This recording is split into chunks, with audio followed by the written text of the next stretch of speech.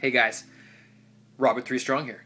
Tonight I want to talk about your training program and some things you should think about when you're trying to formulate what kind of program you should have. You know, what kind of goal do you want, and then how do I mix things up to get that result? Or how do I just mix things up to add in some variety?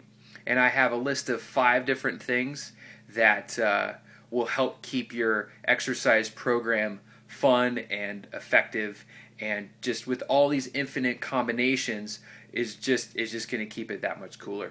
Okay, so number 1 is the type of exercise, and this one is really important because you need to look at what exercises do I have, and do I have a balance between all the different exercises. In one of my previous videos I talked about balancing your training, you know, making sure that you have a pushing motion, a pulling motion, you have some sort of core exercise, you have a lower body movement such as a squat or deadlift. You know, do you have a balance of upper body and lower body exercises and even core exercises before you start coming up with variations of how many different push-ups can I do, how many different types of lunges can I do? You know, just pick one from each of those categories, and I'll give you one.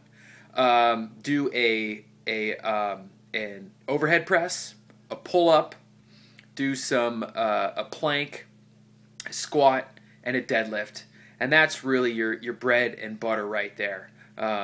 And even if you wanted to substitute, say, push-ups for the overhead press, that's fine. But picking one of each of those movement patterns is a great place to start.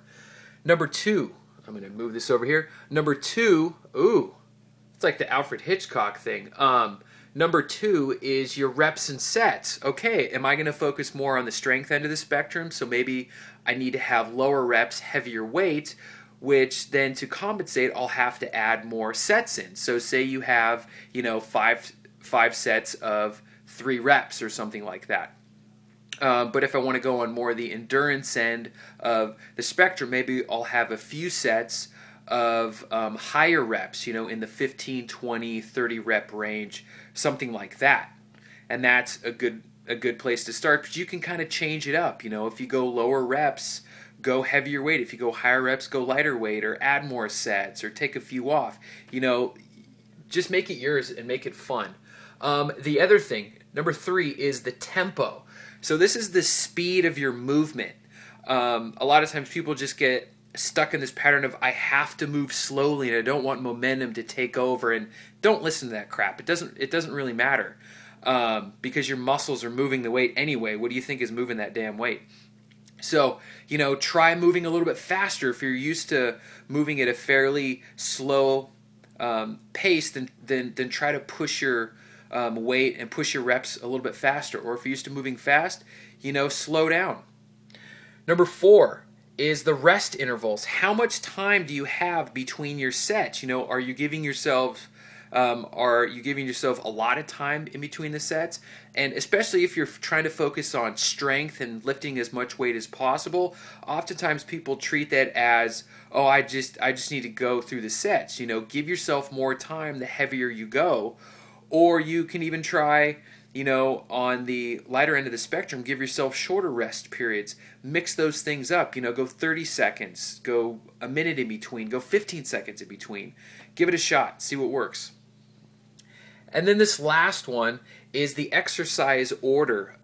It's easy to have the same list of exercises in the same order, but there can be a big impact on, you know, maybe doing a pushing motion before you do a pulling motion, or maybe, you know, before, you know, you do upper body, do lower body. Change up the order of your workout to spice things up. So pick at least a push, a pulling movement, some core movement, and then 1 or 2 lower body exercises, and then you have your exercise. Pick your reps and sets. You know, focus on what speed are you going to do the movements at, what's the rest interval going to be, and then what order are those exercises going to be in. And like I said, there's so many different combinations that you can use, but the key thing is before you start changing up the exercises, get really good at those exercises and then change all these other variables first. Because like I said, you don't want to have, a million different push-up variations in your bag of tricks and you don't even know how to squat. So think about that. I will see you guys tomorrow.